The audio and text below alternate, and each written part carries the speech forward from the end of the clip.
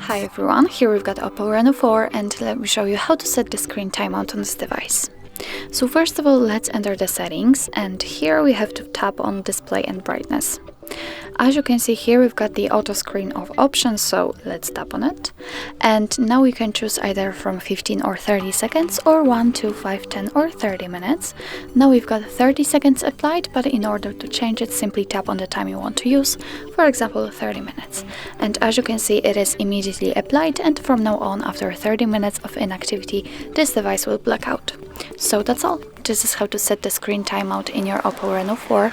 Thank you so much for watching. If you find that this video was helpful, please hit the subscribe button and leave the thumbs up.